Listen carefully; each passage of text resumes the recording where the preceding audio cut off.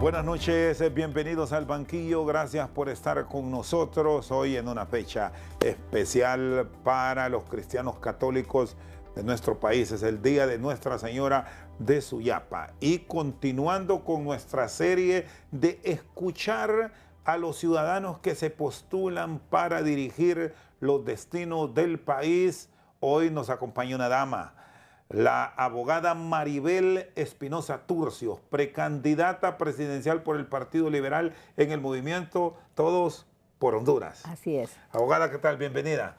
Feliz noche. Gracias. Feliz noche, muchas gracias, licenciado, por invitarme a este programa que genera mucha opinión y la verdad es, para mí es una oportunidad de expresarme al pueblo hondureño todo lo que es nuestro plan estratégico de nación. Nosotros hablamos de 25 años. Un plan estratégico tiene que atender medidas inmediatas, medidas de corto plazo, mediano y largo plazo. Desafortunadamente en el país, y esto creo que es fundamental, a pesar de que está previsto en la Constitución de la República, el último plan de nación fue el que aprobó durante la administración de Pepe Lobo y no se ejecutó nada. Eso es lo lamentable, porque es la brújula que necesita un país para su desarrollo, un plan de nación. Nosotros partimos de dos premisas fundamentales en nuestro plan estratégico de nación. Uno, que debe de partir del diálogo con todos los sectores productivos. Dos, por eso nuestro movimiento se llama Todos por Honduras, porque requiere a todos los hondureños en sus diversas actividades para que el plan funcione. Esto no es para únicamente militantes del Partido Liberal, es para todos los partidos, sin excepción, porque lo equivocado es que gobiernan para partidos, no gobiernan para toda la población. Y eso hay que cortarlo de tajo. Nosotros tenemos en nuestro plan que al final de nuestro periodo de 4 años vamos a dejar cimentada la base del desarrollo para Honduras. Claro, los grandes logros no los vamos a ver durante nuestra administración, sino en las siguientes administraciones. Pero nosotros vamos a poner en orden la casa. Nosotros vamos a hacer que el país arranque a su desarrollo. Usted ha sido profesional exitosa en su área. ¿Dónde percibe usted existe esa desconexión entre la clase política y el sector privado y la sociedad, que son los llamados a impulsar el desarrollo del país? Porque ya me hablaba, abogada Espinosa, de un plan de gobierno, de un plan estratégico que nos remonta a la administración de Porfirio Lobo Sosa. Pero inmediatamente que se registran los cambios de gobierno, ha existido como ese celo entre los ciudadanos que gobiernan y van con una nueva idea. Y esa es una tendencia casi que se volvió normal para los hondureños. Tengo que decirlo con humildad, porque no son estadistas, porque son politiqueros. Tenemos 20 años donde no ha llegado un gobernante, de Mel Zelaya para acá, no ha llegado un gobernante con una visión de país para impulsarlo al desarrollo. El plan de nación de Pepe Lobo quedó en plan. No se ejecutó nada. Juan Orlando recuerda la iniciativa de aquella iniciativa 2020. La politizó. Ese es el problema. El problema es que una vez llegando al poder, se tiene que actuar en función de toda la nación, no en función de intereses particulares, ni de grupos, ni de partidos. Es en función de todo Honduras. Y para eso se requieren varias características, ética como norma, conocimiento de la política como ciencia, la capacidad de dialogar con todos, porque todos somos hondureños. En democracia tenemos que conversar. Por eso la Constitución de la República habla de la integración nacional para ejecutar los planes de desarrollo. Usted plantea, abogada, planes para allá, propuesta a mediano plazo y una gran propuesta a largo plazo.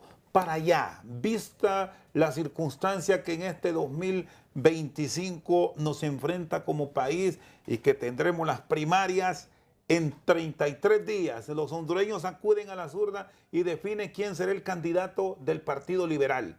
Una organización política que hasta hace unos días, eso lo debemos reconocer, estaba muerta. Pero la incorporación de nuevas figuras le han dado un dinamismo nuevo al partido. Lo voy a corregir. Vamos a ver. Ni Salvador Narrala ni Jorge Cálix hubieran venido al partido si no hubieran visto una oportunidad en el partido. Nadie va a la casa que está destruida. Así de simple. Ellos vienen de afuera porque vieron una oportunidad en el Partido Liberal. ¿Y por qué vieron una oportunidad? Porque es el único partido que ha estado desde el 2006, vamos a decirlo, por aquel quiebre que hizo Mel Zelaya. Mel Zelaya llegó como liberal, pero cambió de ruta a mitad del gobierno. Entonces, ¿qué pasó? Que desde esa época que cambió de ruta, el partido dejó de gobernar. 20 años han pasado del último triunfo liberal. Claro. Entonces, ¿de qué estamos? Casi 20 años. Entonces, ¿de qué estamos hablando? Que el Partido Liberal es el único partido que ha estado en la llanura. Libre está ahorita en el poder, desgastándose rápidamente y yo no había visto ese caso, ¿verdad? Por el desastre que han hecho. Y el Partido Nacional estuvo 12 años en el poder. Entonces, claro, era atractivo el Partido Liberal. Concluyendo, licenciado, el partido no está muerto, es la institución más antigua dentro de esta democracia. 134 años vamos a celebrar y ha sido el único partido de las grandes transformaciones. Por eso en mi plan estratégico de gobierno planteamos la tercera gran reforma del Estado, porque nosotros tenemos que hacer esa tercera gran reforma para crear las condiciones de desarrollo que necesitamos. ¿Cuál es el eje principal de esa tercera gran reforma?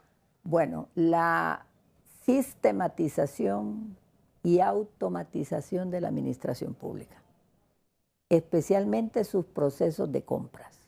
Nosotros estamos apostando a hacer el sistema de compras del Estado con inteligencia artificial. Eso significa que esa es una estrategia de lucha clara contra la corrupción.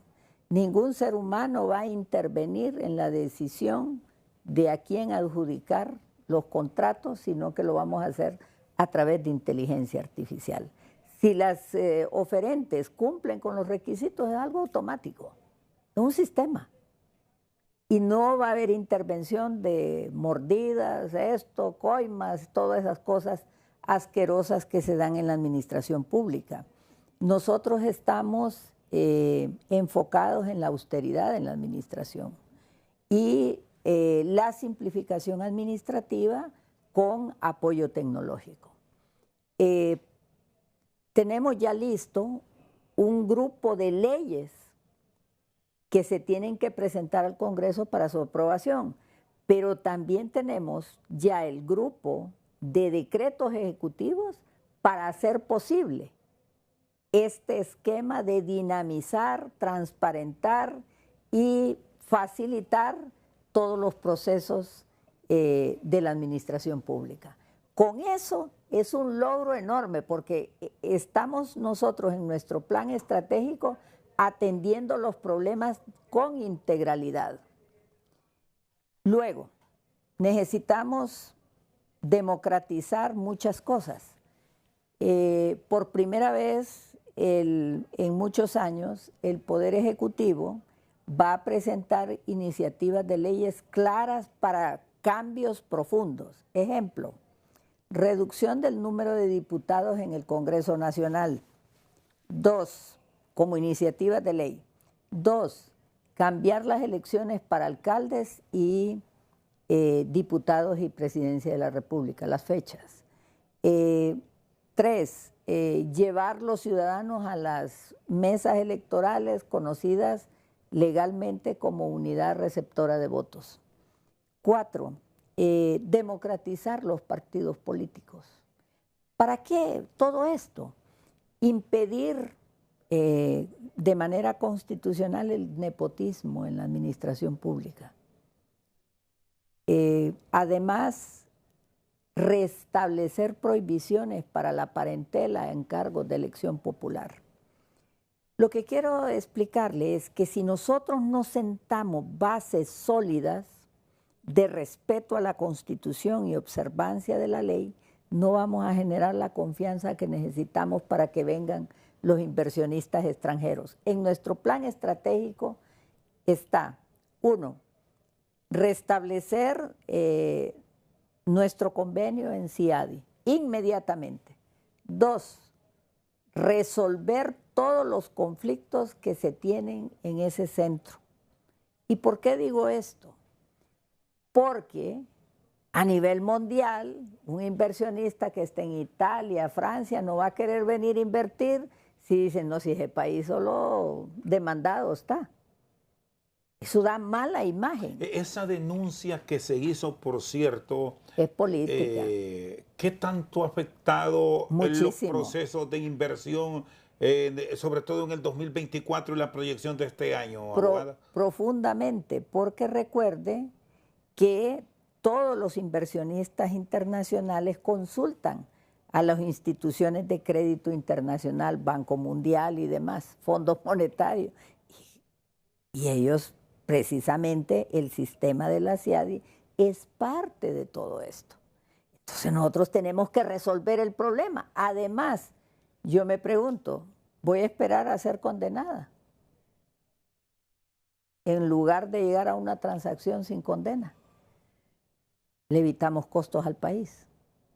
Entonces, resolviendo eso, dando la confianza que se requiere, siendo el ejemplo en la administración pública de honradez, de ética.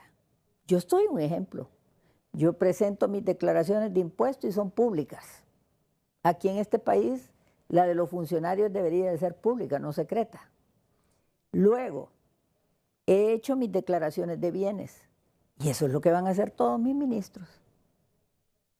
Porque yo estoy dando el ejemplo. Aquí quiero entrar para luego continuar con el programa de su gestión administrativa de convertirse en presidenta del país.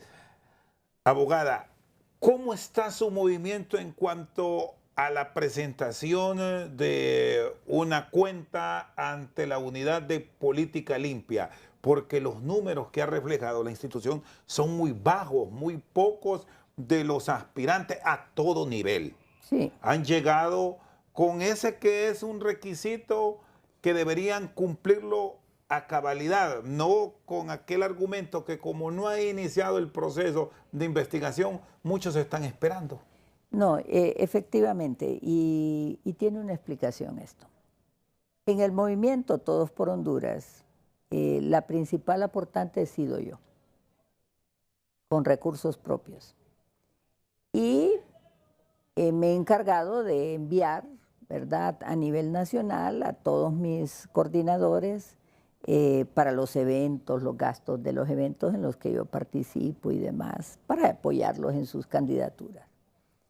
Y ellos, pues, definitivamente nosotros tuvimos ya conversaciones con la Unidad de Política Limpia, porque para mí es una regla cumplir con la ley.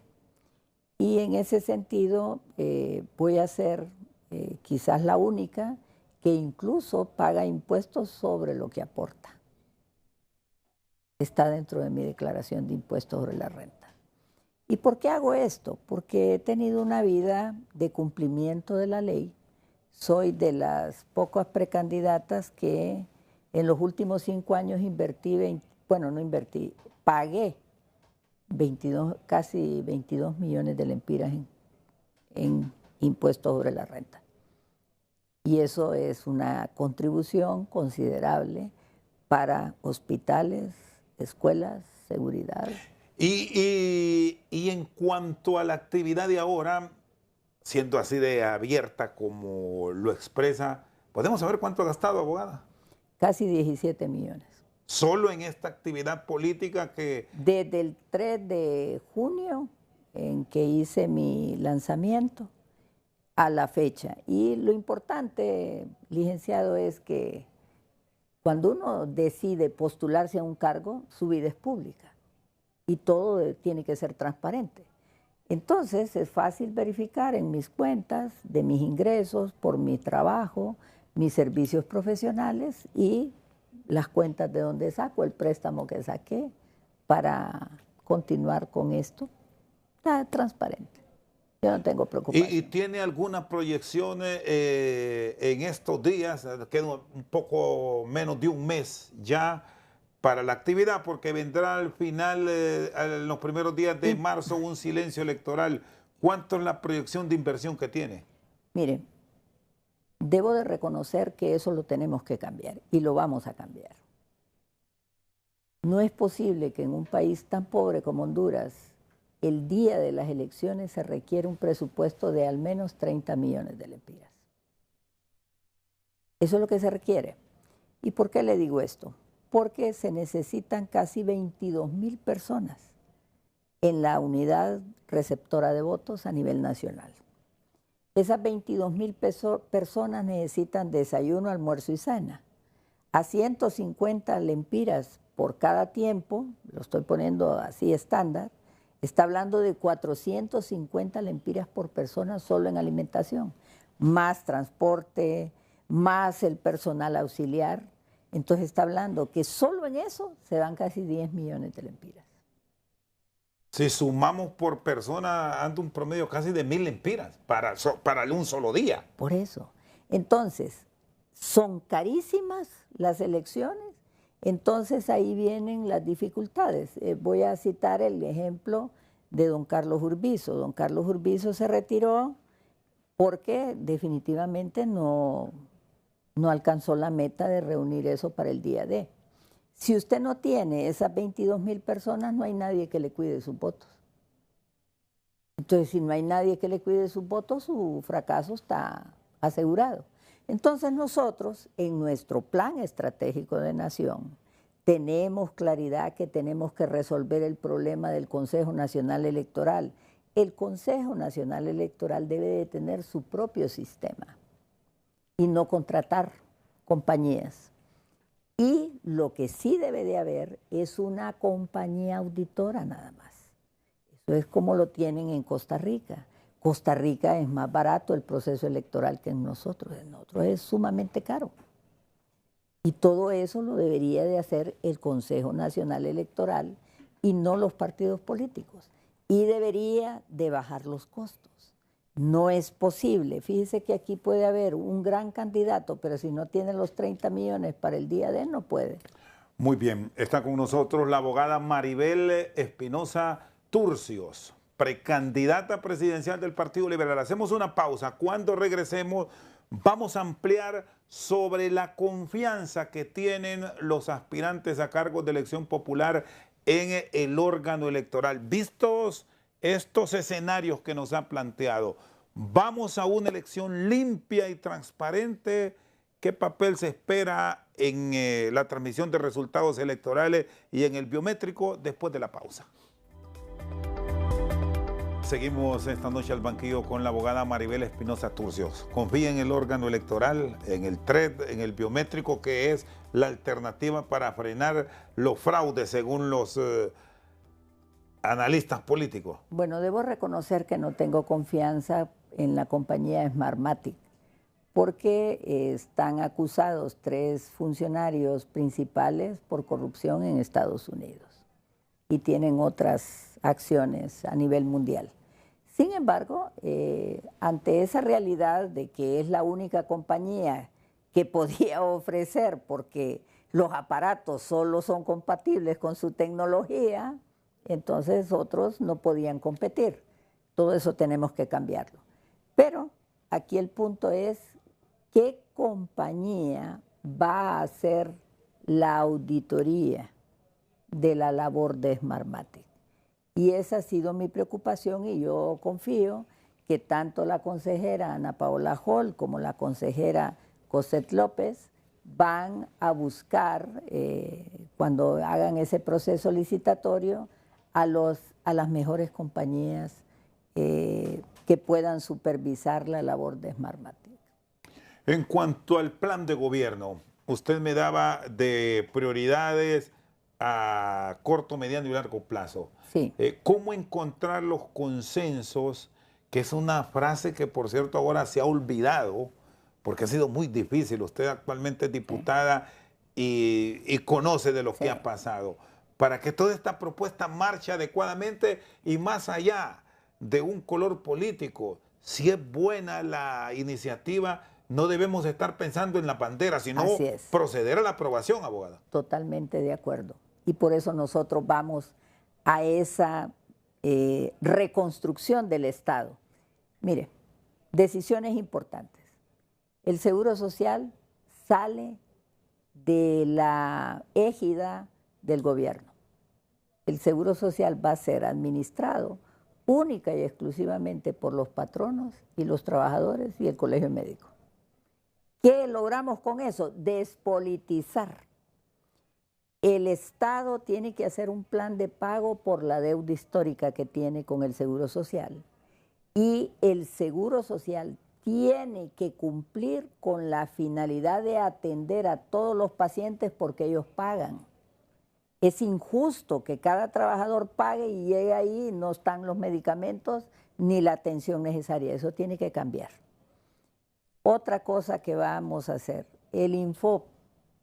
El Infop deja de ser administrado por el Estado. Se lo vamos a entregar a los trabajadores y a la empresa privada. ¿Por qué? Porque actualmente tiene el 90% de ese presupuesto en sueldos y salarios y no cumple con la finalidad. Estoy hablando de cosas radicales que vamos a hacer. Los institutos de previsión, el gobierno tiene que sacar las uñas, porque el gobierno es el que tiene ahorita en líos al INPREMA con esa inversión en Palmerola. Obligaron a INPREMA a hacer esa inversión, comprometiendo las pensiones de todos los maestros. Esas cosas tienen que cambiar. El gobierno tiene que reducir esa influencia, esa politización de las organizaciones. Igual con el INJOPEN, que lo consideran como su banquito, como su caja pequeña, y usted lo sabe. Todo eso es poner orden. Yo tengo dos planes para ese desarrollo del país, fundamentales.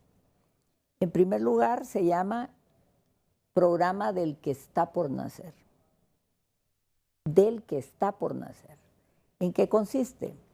En cuidar, en localizar a través del Documento Nacional de Identificación a todas las mujeres en estado de gestación, a todas. Localizarlas y darles su tratamiento de ácido fólico y vitaminas durante su gestación y darle seguimiento, que no se hace. Nosotros tenemos una gran herramienta tecnológica que es el Documento Nacional de Identificación. A través del Documento Nacional de Identificación se hacen todos los programas para ayudar a los minipálidos, a los adultos mayores, que solo tienen que ir al banco y no tienen que ir a humillarse a ningún politiquero por una ayuda, una beca, los planes sociales que tiene el gobierno. Mire, eso yo ya lo viví en el Colegio de Abogados. Nadie lo dice, pero mi equipo fue el que hizo posible levantar el Colegio de Abogados, que había quedado en cero su instituto de previsión, Y hoy todos los abogados ni siquiera van al banco el día 25, no sé qué día, ya está su dinero. Igual tiene que ser en todos los programas sociales. Le voy a dar el otro plan que es el que más sueño con él. Y se llama Programa de Protección Integral del Menor. Tiene varias aplicaciones. Le voy a hablar de la aplicación en empresa. Una empresa que tiene 10 trabajadores o más, cualquier empresa, va a establecer cerca de los centros de trabajo un centro de protección integral del menor. Desde el día 1, implica maternal, implica maestro por cada grado, implica doctor, psicólogo y enfermera. Entonces la pregunta es, ¿cómo lo va a pagar? Eso es lo que le estoy diciendo. Entonces ellos se van a hacer cargo de los hijos de sus trabajadores.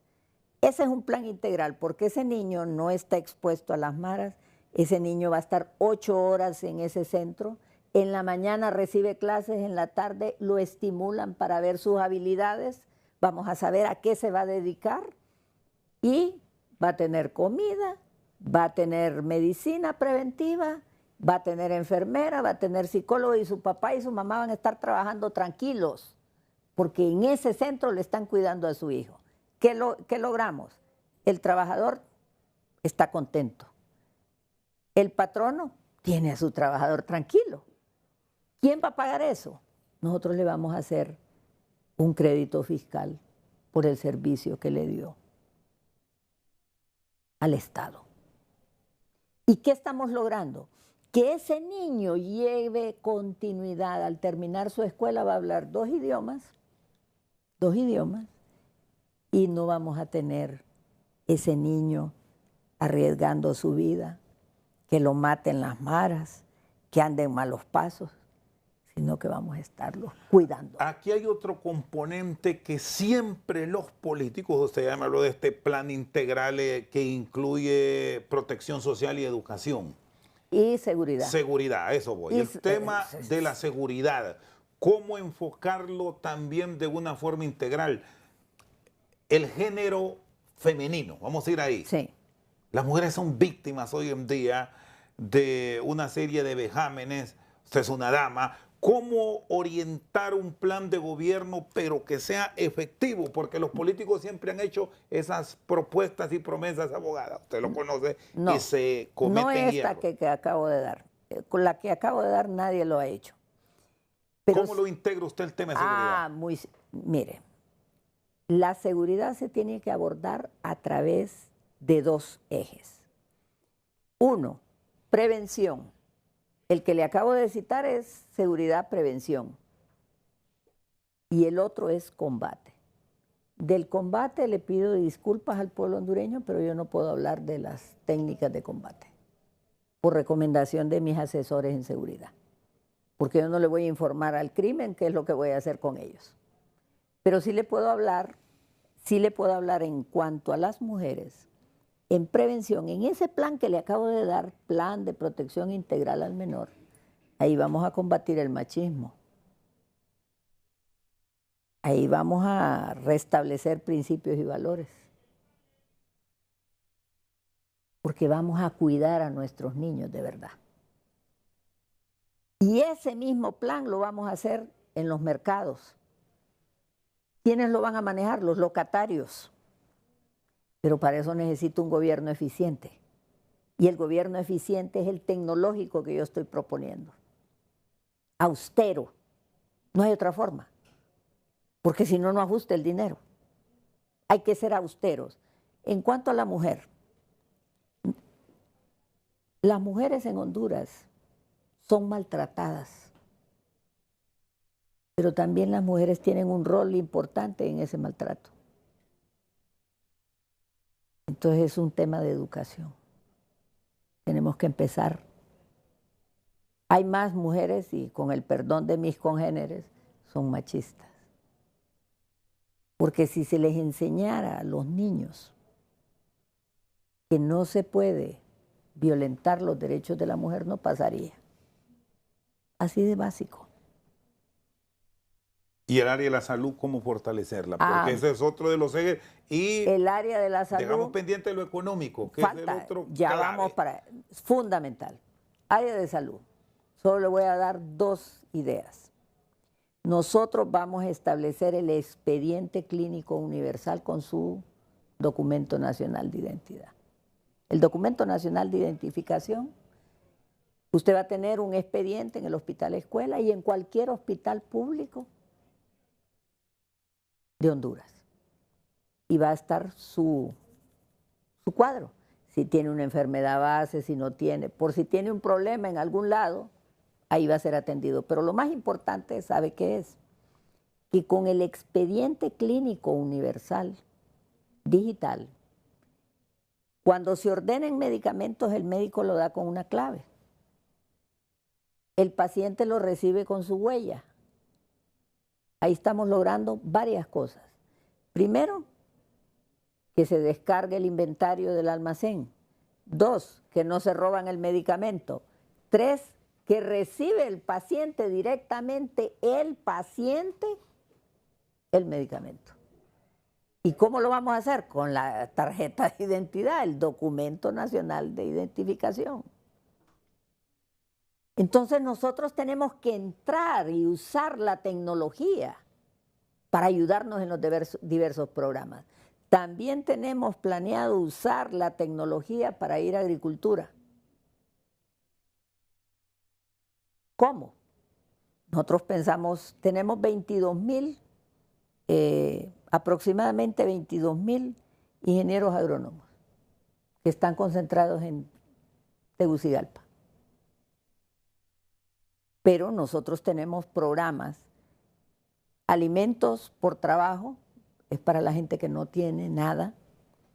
Tenemos los que tienen 5 manzanas o menos, con huertas familiares. Nosotros vamos a volver a que nuestros campesinos sean autosuficientes. El país ya no puede seguir importando hasta alimentos. Nosotros importamos granos básicos, importamos verduras, importamos frutas y tenemos tierra suficiente para cultivarla. Nos volvemos un país que importamos todo, importamos todo y exportamos mínimamente, y eso tenemos que revertirlo, porque no va a haber desarrollo si no aumentamos la exportación, que es la parte económica. Nosotros vamos a exportar verduras y vamos a consolidar cargas a través de las municipalidades. Y vamos a hacer la exportación de esas verduras cumpliendo todos los requisitos que se requieren sanitarios, pero además masificando la producción y enseñándoles a nuestros campesinos a cultivarla. Muy bien, la abogada Maribel Espinosa está con nosotros al banquillo, hablando de la expectativa que tiene de cara a la elección y la gran propuesta que tiene como política liberal. Hacemos una pausa, luego vamos a fondo en el tema económico, a revisar las enormes dificultades que están pasando todos los mercados del mundo por las disposiciones que está trasladando al orbe el gran mercado consumidor de la tierra, Estados Unidos, después de la pausa. Seguimos esta noche al banquillo. Destacamos al inicio de las actividades de este 3 de febrero, es el día de Santa María de Suyapa, y hoy en nuestro cara a cara, aquí en el banquillo, queremos escuchar a el obispo de Tegucigalpa, Monseñor José Vicente Nácher. ¿Qué ha dicho en relación a la actividad que desarrollan los hondureños y sobre todo con un mensaje que puede ir dirigido a la clase política?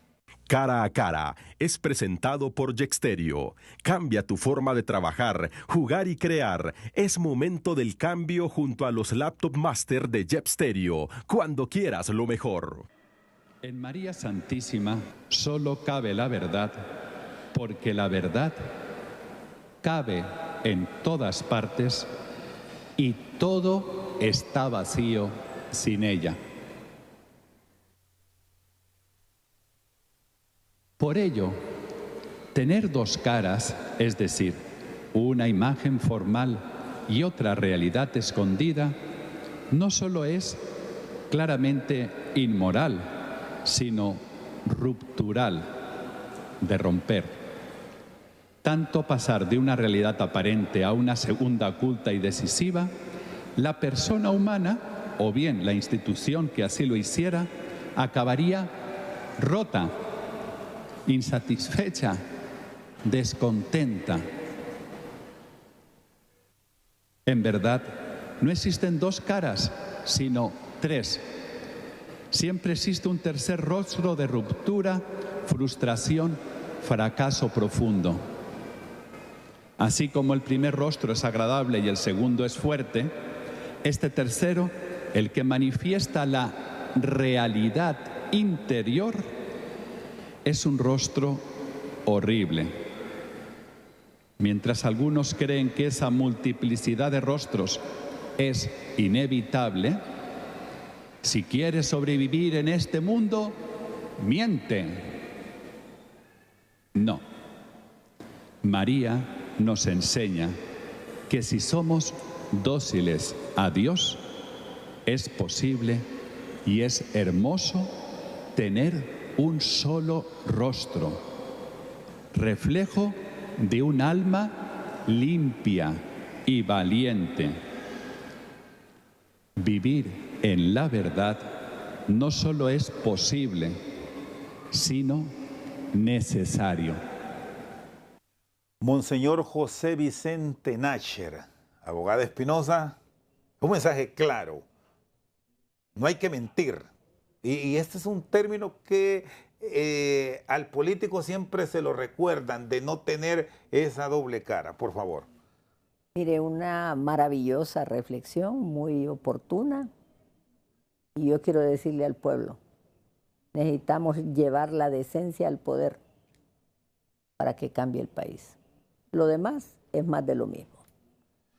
Por cierto, uno de los grandes temas a desarrollar si queremos verdaderamente tener esa competitividad a la que usted hacía referencia, es mejorar la economía. El gran mercado del norte está mandando mensajes hoy día con líneas claras. ¿Cómo entonces manejarnos en un país donde hay mucho que ofrecer, mucho que producir, pero nos hemos descuidado? Mire, este gobierno ha agravado la situación nuestra frente a Estados Unidos. Se dedicaron a atacar a la representante de Estados Unidos de América en Honduras, la señora embajadora Doe. Y ese mensaje está en los informes, eso está ya en el Departamento de Estado. Esos informes los recibe Trump y toda su administración sabe los desafíos que este gobierno le ha hecho a Estados Unidos de América. Yo veo una gran oportunidad para Honduras, porque debemos entender que hay una lucha mundial económica entre China y Estados Unidos. Y esa lucha económica tiene varios campos de batalla. Lo que fue a hacer el presidente Trump a Panamá fue llegar a un acuerdo con Panamá, porque ese canal lo hizo Estados Unidos de América, pero iba a estar ya en el control de China. Y por eso aquel va a rescindir su memorándum de entendimiento.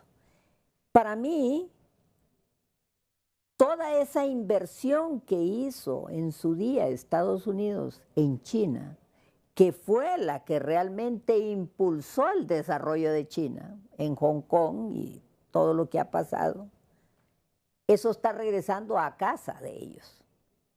Pero es insuficiente. Y siempre va a necesitar los centros de trabajo en otros países cercanos. Nosotros estamos a 2 horas de ellos. Nosotros podemos ser lo que hoy está haciendo Costa Rica. Costa Rica está trayendo todas las inversiones en tecnología, que es lo novedoso, que es el futuro del mundo. ¿De dónde? De Estados Unidos. Se están yendo empresas que antes estaban en China, se están viniendo a Costa Rica. Entonces yo le pregunto, Honduras es el centro de Centroamérica. Honduras tiene 2 lechos marinos profundos para tener barcos de gran calado en Trujillo y en Amapala. Pero no usamos esas riquezas naturales. Por eso, nosotros, al asumir el gobierno, con el favor del pueblo y su voto, nosotros vamos a cambiar. Vamos a ser socios estratégicos de Estados Unidos y subirnos en esa ola. Así de sencillo. Porque esa gran inversión que se hizo en su tiempo en Asia está viniendo. Y siempre van a necesitar gente. Y esa es la gente nosotros. Nosotros tenemos buenos técnicos, nosotros tenemos buenos profesionales. ¿Y qué es lo que está pasando en Honduras? Nuestra riqueza se nos está yendo. Están huyendo profesionales, está huyendo mano de obra calificada. ¿Por qué? Porque no hay oportunidad en este país. Entonces nosotros tenemos que preocuparnos para atraer, generar confianza, para que vengan inversionistas nacionales y extranjeros con reglas claras, procedimientos expeditos, para que fluya la economía. Porque recuerde que en el liberalismo social el gobierno se restringe. Y no estoy hablando de esas neoliberalismo, no estoy hablando de neoliberalismo. Estoy hablando de que el gobierno cumple con su finalidad constitucional, que permite la libre empresa, pero apoya el emprendedurismo y tiene programas para darle las condiciones a los ciudadanos y las oportunidades. El gobierno no puede mantener al pueblo. Son los contribuyentes los que mantienen el gobierno. No nos equivoquemos. Cada vez que un ciudadano paga un impuesto sobre venta en un producto, está contribuyendo con la manutención del gobierno. Por eso es detestable el nepotismo, el fabilión. Porque la gente más pobre de este país, cuando paga impuestos sobre venta, está contribuyendo al familión. El gobierno tiene que reducirse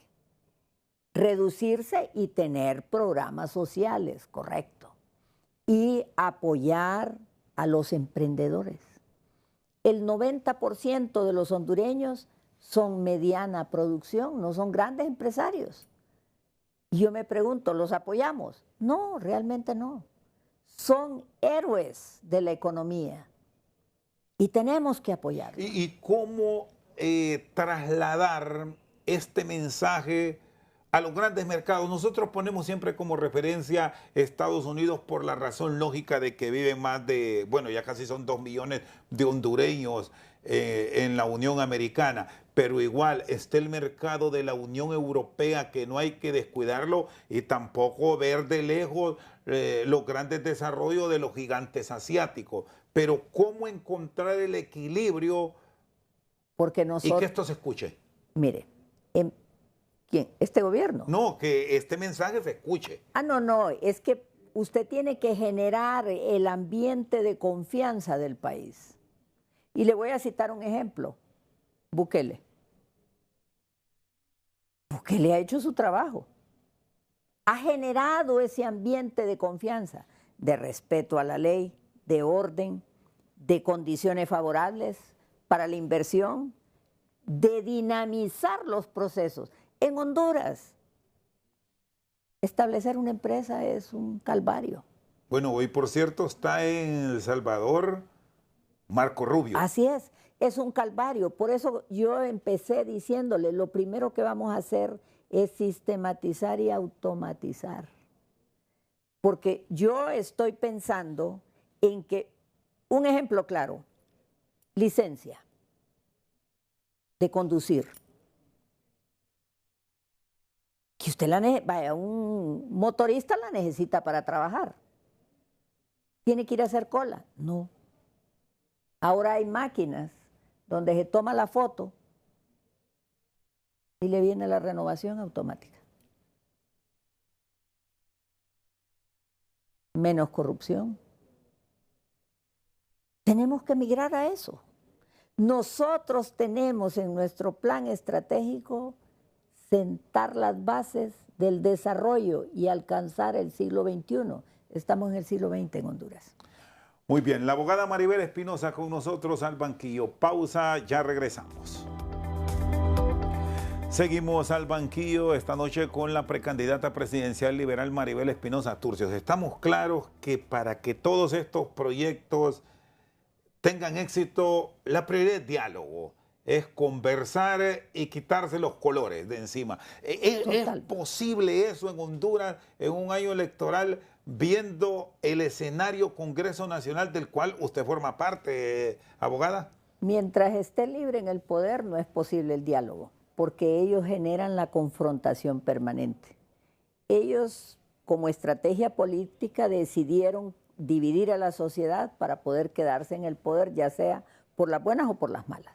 Entonces, no hablan con los empresarios, pero son los que generan trabajo. Viven atacando a la oposición, pero necesitan consensos para aprobar las leyes. Así no se hace patria. Lo importante aquí es buscar objetivos de país. ¿Qué queremos ser en los próximos 5 años? ¿Qué queremos ser en los próximos 10, 15, 20, 25 años? Y todos remar hacia esa misma ruta. Porque lo que nosotros necesitamos es un país en libertad, y libertad comporta decidir qué quiero ser, pero el Estado debe garantizarme una oportunidad con salud y educación. Eso es lo básico. Después, el individuo se desarrolla en la sociedad como quiere. El que quiere llegar lejos, el que quiere llegar medio, esa es su decisión. Pero se cumple el Estado con su máxima responsabilidad. Es un orden que hemos perdido. Honduras, como gobierno, ha perdido presencia en colonias, en áreas territoriales completas. Ya no gobiernan ellos, gobiernan las maras. Y eso hay que combatirlo. El tema de presupuesto, que es uno de los grandes de las grandes discusiones pendientes en el Congreso. Ahí podemos agregar las adendas de la Empresa Nacional de Energía Eléctrica, una institución que está al borde de la quiebra, el tema de la seguridad con el estado de excepción. ¿Cómo manejarlo entonces en este contexto sin que medie lo político? Es que el problema es que quienes gobiernan no saben lo que están haciendo. Quienes gobiernan solo tienen una agenda ideológica, porque ellos quieren traer el socialismo a Honduras. Y se han concentrado en eso y han perdido la oportunidad. Si no se resuelve el problema de la Empresa Nacional de Energía Eléctrica, el país está quebrado. Tampoco van a venir empresarios nuevos a invertir a Honduras o los nacionales si tenemos el déficit de energía y si tenemos la energía tan cara. Ese es un problema a resolver. Y tiene un plan de corto, mediano y largo plazo. Le voy a hacer una pregunta. ¿A quién afectó más cuando hay corte de energía? ¿Al gran empresario o al pequeño empresario? Al pequeño empresario, que no compra planta, que no tiene cómo desarrollar su emprendedurismo y que se queda sin ganar nada. Pero las grandes empresas lo que hacen es que ponen sus plantas o generan energía. Entonces desconectémoslo. Y ayudemos a los pequeños. que sean autosuficientes en un plan de emergencia. Si usted genera energía, genérela para usted. Porque no podemos ofrecer condiciones de inversión si tenemos déficit de energía. Son cosas radicales. Déjeme decirle, es la tercera gran reforma del Estado, son reformas democráticas, radicales, para impulsar al país. No se impulsa al país si no se tiene una clara visión del país, en todos los sentidos. Y en el tema del presupuesto, ¿cómo manejarlo? Porque hemos escuchado, abogada, mire, que incluso la elección puede estar en riesgo. No, hoy en día tenemos problemas con la aprobación del presupuesto. Nosotros tenemos que aprobar el presupuesto. Pero es obligatorio del Ejecutivo hacer una reformulación del presupuesto. ¿Por qué le digo esto? Están ofreciendo $100 a cada repatriado. Son 600 millones aproximadamente en 260,000 repatriados. Entonces, estas personas no tenían trabajo. Ay, los que no tienen trabajo en Honduras, ¿qué van a hacer? Habría una desigualdad. ¿Y son suficientes los $100? Usted sabe que no. ¿Con eso van a empezar una nueva vida? Usted sabe que no. Entonces hay que hacer planes de apoyo, planes de emprendedurismo y crear incluso financiamientos para que comience la gente. La mayor riqueza de un país son sus personas. Pero usted no están en riesgo las elecciones, que todo va a marchar de acuerdo a lo planificado en el órgano electoral, independientemente de los retrasos que se puedan generar por la no aprobación de un presupuesto donde están estos renglones asignados, abogada Espinosa. Quiero aclararle que el presupuesto para elecciones no tiene que estar dentro del presupuesto general, porque es un presupuesto especial. Y es una iniciativa directa del Consejo Nacional Electoral para el presupuesto especial de elecciones generales. Es decir, esto en las próximas sesiones lo deben aclarar sin ningún problema. Deberíamos de aprobarlo. Y sí tenemos que aprobar el presupuesto, pero hay que reformularlo. No podemos darle más de 400 millones a la Secretaría de Planificación, que solo sirve para propaganda de la precandidata de Libre. No podemos hacer eso. Tenemos una emergencia humanitaria.